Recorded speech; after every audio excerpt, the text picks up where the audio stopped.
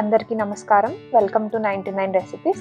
ఈరోజు వీడియోలో బెల్లం ఆవకాయ లేదా తీపి ఆవకాయని ఎలా చేసుకోవాలో చూపించబోతున్నాను. తీపి ఆవకాయని చేసుకోవడం చాలా తేలిక.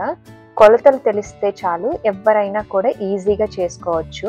పెద్దగా కష్టపడాల్సిన అవసరం కూడా ఏమీ లేదు. ఈ బెల్లం ఆవకాయ ఎన్ని సంవత్సరాలైనా సరే పాడవదు. ప్లెయిన్ రైస్లోకి, కర్డ్ రైస్లోకి చాలా బాగుంటుంది, అందరికీ నచ్చుతుంది. ఈ బెల్లం ఆవకాయ ఎలా పట్టాలి అనేది మరి వీడియోలో చూసేద్దామా. ఈ తీపి ఆవకాయకి మామిడికాయ రకంతో, పీచుతో, పులుపుతో పనేమీ లేదు. మామిడికాయ ముక్క గట్టిగా ఉంటే చాలు, సరిపోతుంది. యూజువల్లీ ఈ పచ్చడి కోసం అని చెప్పి కలెక్టర్ మామిడికాయలని లేదంటే కొబ్బరి మామిడికాయలని కూడా వాడతారు. ముందుగా మామిడికాయలని బాగా శుభ్రంగా కడిగి కాయలు ఆరిన తర్వాత టెంకుతో పాటు కట్ చేసుకోవాలి. మామిడికాయలను కొనే ప్లేస్లోనే క్లీనింగ్ కటింగ్ కూడా చేస్తారు. మేము ఇలా చేయించుకొని తెచ్చుకున్నాము. ఇప్పుడు ఈ ముక్కలకి ఉన్న జీడిని, టెంక పైన ఉన్న పొరని కూడా తీసి ముక్కల్ని తుడుచుకొని గాలికి ఆరబెట్టుకోవాలి. మనం మామిడికాయ ముక్కల్ని కట్ చేయించినప్పుడు కొన్ని మామిడికాయలు లోపల ఎల్లో కలర్లో కొంచెం పండినట్టుగా ఉంటుంది కదా, అలాంటి ముక్కలైనా సరే ఈ పచ్చడికి చాలా బాగుంటుంది. ఎందుకంటే మనం తీపి ఆవకాయ చేసుకుంటున్నాం కాబట్టి కొంచెం కలర్ మారినా కూడా సరిపోతుంది. కాకపోతే ముక్క మాత్రం గట్టిగా ఉండేలాగా చూసుకోవాలి. ఇప్పుడు పచ్చడి తయారీ కోసమని ఇంట్లో ఉండే ఒక బాక్స్ లేదా బౌల్ని తీసుకొని ఆ బౌల్తో 5 బౌల్స్ వరకు ముక్కలు వచ్చే వరకు సమానంగా కొలుచుకోవాలి. ఇప్పుడు 1 స్పూన్ పసుపు, ఇంకా 1 గరిటెడు ఆయిల్ని వేసుకొని ముక్కలకి పట్టేలాగా కలుపుకోవాలి. తీపి ఆవకాయకి ఆయిల్ ఎక్కువ అసలు వేయకూడదు. ఈ కొద్దిగా ఆయిల్ 1 kg మామిడికాయ ముక్కలకి సరిపోతుంది. ఇలా ముక్కలన్నీ కలిపిన తర్వాత 1 స్పూన్ మెంతులను వేసుకొని మనం ఏ గిన్నెతో అయితే కొలుచుకున్నామో ఆ గిన్నెకి 1/2 గిన్నె వరకు కల్లు ఉప్పుని వేసుకోవాలి.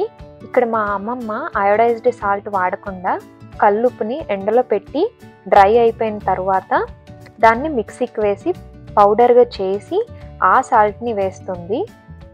నెక్స్ట్ వచ్చి కారం అనేది మీరు తీసుకునే మామిడికాయని బట్టి వేసుకోవాలి.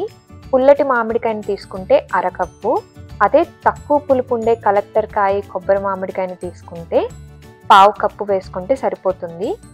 ఇప్పుడు 1 కప్పు ఆవు పిండిని, అలానే పెచ్చు తీసిన వెల్లుల్లిపాయ రెబ్బల్ని, ఇంకా 2 బౌల్స్ తురిమిన బెల్లంని కొలుచుకొని వేసుకోవాలి. ఇంకా చివరిగా 1 స్పూన్ మెంతి పిండిని వేసుకొని మొత్తం అన్ని ఇంగ్రీడియంట్స్ కలిసేలాగా టాస్ చేసుకోవాలి. ఏ కాయ అయినా సరే కొంచెం తక్కువ కారం వేసుకోండి. ఎందుకనంటే ఇది తీపి ఆవకాయ కాబట్టి కారంగా బాగా స్పైసీగా ఉండకూడదు, కాబట్టి తక్కువ కారం వేసుకోండి. ఇలా మొత్తం కలిపిన తర్వాత ముక్కల పైన మూత పెట్టి పక్కన పెట్టుకోవాలి. సెకండ్ డే అంటే నెక్స్ట్ డే మార్నింగ్ మూత తీసి మొత్తం కలిసేలాగా కలుపుకోవాలి. బెల్లం వేసుకున్నాం కదా, అది కరిగి దానివల్ల పచ్చడి లూజ్ అవుతుంది. ఇప్పుడు ఒకసారి మొత్తం కలుపుకొని మళ్ళీ మూత పెట్టుకోవాలి. థర్డ్ డే మామిడికాయ ముక్కల్ని ఊట నుండి వేరు చేస్తూ ఇలా ముక్కల్ని పిండి ఒక కవర్ పైన వేసుకోవాలి. ఊట ముక్కలు సెపరేట్ చేసిన తర్వాత వీటిని ఎండలో పెట్టి 1 డే మొత్తం ఎండబెట్టాలి. చూస్తున్నారు కదా, ఇప్పుడు ఈ ముక్కలన్నిటినీ పల్చగా ఒకదాని మీద ఒకటి రాకుండా స్ప్రెడ్ చేసుకొని ఊటని 2 ప్లేట్స్లో పోసుకొని ఎండబెట్టుకోవాలి. ఇలా 2 ప్లేట్స్లో వేసుకోవడం వల్ల ఊట అనేది త్వరగా ఎండుతుంది. ఈ మామిడికాయ ముక్కలు అనేవి బాగా ఎండిపోకూడదు, కొంచెం సాఫ్ట్గానే ఉండాలి. అందుకని 1 రోజు ఎండబెడితే సరిపోతుంది. 1 రోజంతా ఎండిన తర్వాత 2 ప్లేట్స్లో వేసిన ఊట చూడండి ఎంత థిక్గా అయ్యిందో. ఇలా ఈ కన్సిస్టెన్సీలో ఉండేలాగా చూసుకోండి. ఒకవేళ మీకు ఊట మరీ పల్చగా ఉంది అంటే ఇంకొక రోజు ఇలానే ఎండలో పెడితే థిక్ కన్సిస్టెన్సీగా అయిపోతుంది. ఇప్పుడు ఇందులోకి ఎండబెట్టిన ముక్కల్ని కూడా వేసుకొని మొత్తం కలుపుకోవాలి. ఎండిన ముక్కలు వేసిన తర్వాత ముక్కలన్నీ ఈ ఊటను పీల్చుకొని మళ్ళీ ఊరుతాయి. దానివల్ల ఈ కన్సిస్టెన్సీ అనేది నెక్స్ట్ డేకి ఇంకొంచెం థిక్గా అయిపోతుంది. కొంతమంది బెల్లంని పాకం పట్టి కూడా చేసుకుంటారు. అలా పాకం ఆవకాయ కన్నా ఇలా సన్లైట్లో ఎండపెట్టి పచ్చడి చేసుకుంటే చాలా బాగుంటుంది.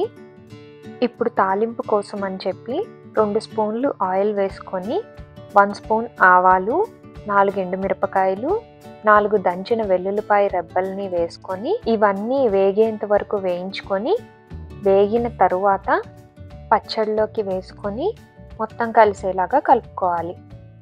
ఈ తీపి ఆవకాయ పచ్చడిలోకి ఆయిల్ అనేది చాలా తక్కువ వేసుకోవాలి. ఎందుకు అనంటే పచ్చడి మళ్ళీ నూనె వాసన వస్తుంది. అందుకనే మనం ముక్కల్ని కలిపేటప్పుడు కూడా జస్ట్ ఒక గరిటె మాత్రమే వేసుకున్నాము. అలానే ఇప్పుడు తాలింపులో కూడా జస్ట్ 2 స్పూన్లు మాత్రమే వేసుకున్నాము. సో ఈ పచ్చడిలోకి ఎంత తక్కువ ఆయిల్ వేసుకుంటే అంత టేస్టీగా, అంత కమ్మగా ఉంటుంది.